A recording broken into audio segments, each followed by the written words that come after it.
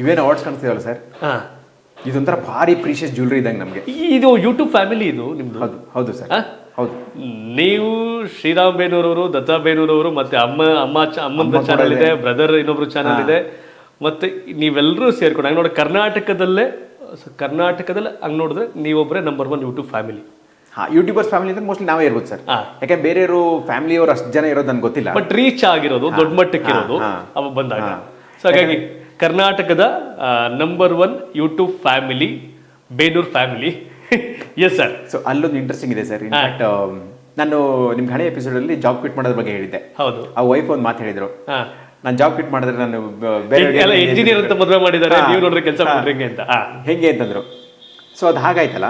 Okay. ಅದಾದ್ಮೇಲೆ job quit ಮಾಡಿದೆ. ಮಜಾ ಕೇಳಿ, ನಾನು ನಮ್ಮಿಬ್ಬರು ತಮ್ಮ ಯೂಟ್ಯೂಬರ್ಸು, ವೈಫ್ ಕೂಡ ಯೂಟ್ಯೂಬರು.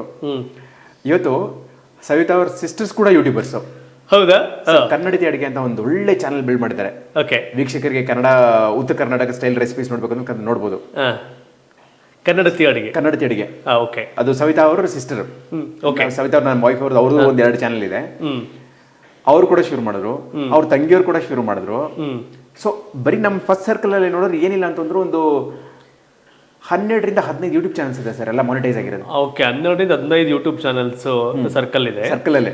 ಬಟ್ ನಿಮ್ ಸ್ಟೂಡೆಂಟ್ಸ್ ನೀವು ಟ್ರೈನಿಂಗ್ ಕೊಟ್ಟವ್ರು ಶುರು ಮಾಡೋ ಸಂಖ್ಯೆ ಆ ನಂಬರ್ ಏನಿದೆ ಅಂತ ಎಲ್ಲರೂ ಶುರು ಮಾಡಿರ್ತಾರೆ. ಒಟ್ಟು ನೋಡಿ ಸರ್ 7,000 ಜನ ಸ್ಟೂಡೆಂಟ್ಸ್ ಇದ್ದಾರೆ. ಓಕೆ. 100 ಚಾನಲ್ಸ್ ಮಾನಿಟೈಸ್ ಆಗಿರೋದಿದೆ. ಅದರ ಲೆಕ್ಕ ಅಂತೂ ನನಗಿಲ್ಲ, ಯಾಕಂದ್ರೆ ಕೆಲವರು ಬಂದು ಹೇಳ್ತಾರೆ ಮಾನಿಟೈಸ್ ಆಗಿದೆ ಅಂತ, ಕೆಲವರು ಹೇಳಿರಲ್ಲ. ಕೆಲವರು ಹೆಂಗೆ ಅಂತಂದ್ರೆ ಕಲಿತಾರೆ, ಹೋಗ್ತಿರ್ತಾರೆ, ಅದು ಅಕ್ಸೆಪ್ಟೆಡ್. ನನಗೆ ಗೊತ್ತಿರೋಂಗೆ 100 ಚಾನಲ್ಸ್ ಅಂತೂ ಇದೆ ಮಾನಿಟೈಸ್ ಆಗಿರೋದು. ಸುಮಾರು 6 ರಿಂದ 7 ಸ್ಟೂಡೆಂಟ್ಸು 1 ಕೋಟಿಗಿಂತ ಜಾಸ್ತಿ ರೆವೆನ್ಯೂ ಅರ್ನ್ ಮಾಡಿದ್ದಾರೆ ಸರ್. 6 ರಿಂದ 7 ಸ್ಟೂಡೆಂಟ್ಸು ವರ್ಷಕ್ಕೆ ಹೆಚ್ಚು ಕಡಿಮೆ ಒಂದು 2 ವರ್ಷದಲ್ಲಿ ಅನ್ಕೋಬಹುದು. 2 ವರ್ಷದಲ್ಲಿ 2.5 ವರ್ಷದಲ್ಲಿ 1 ಕೋಟಿಗಿನ ರೆವೆನ್ಯೂ ಬರೀ ಸೋಷಿಯಲ್ ಮೀಡಿಯಾದಲ್ಲಿ ಕಾಂಟೆಂಟ್ ಮಾಡಿ ಅರ್ನ್ ಮಾಡಿರೋದು. ಓಕೆ.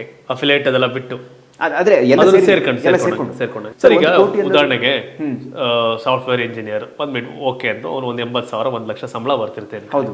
ವರ್ಷಕ್ಕೆ 12 ಲಕ್ಷ ಸರ್. ವರ್ಷಕ್ಕೆ 10 ವರ್ಷಕ್ಕೆ ಅದು 1 ಕೋಟಿ ಲೆಕ್ಕಾಚಾರ. ಹೌದು. ಆದ್ರೆ ಅಲ್ಲಿಗೆ ಜೀವನ ಆಗೋಗಿರುತ್ತೆ. ಆದ್ರೆ 2 ವರ್ಷಕ್ಕೆ 1 ಕೋಟಿ ಗಳಿಸ್ತಾರೆ ಅಂತಂದ್ರೆ ಎಲ್ಲಕ್ಕಿಂತ ಗ್ರೇಟ್ ಅಲ್ಲ ಮತ್ತೆ. ಅದೇ ಸರ್ ಹೇಳುದು. ಬಟ್ ಏನು ಕಲ್ತ್ರು ಮಾಡಿದ್ರು. ಸೊ ಅದೇ ಸರ್, ಈಗ ಆನ್ಲೈನ್ ಇರೋ ಆಪರ್ಚುನಿಟೀಸು ಇದಕ್ಕಿಂತ ಹಿಂದೆ ಯಾವತ್ತೂ ಅಷ್ಟು ಇರಲೇ ಇಲ್ಲ ಅನ್ಸುತ್ತೆ.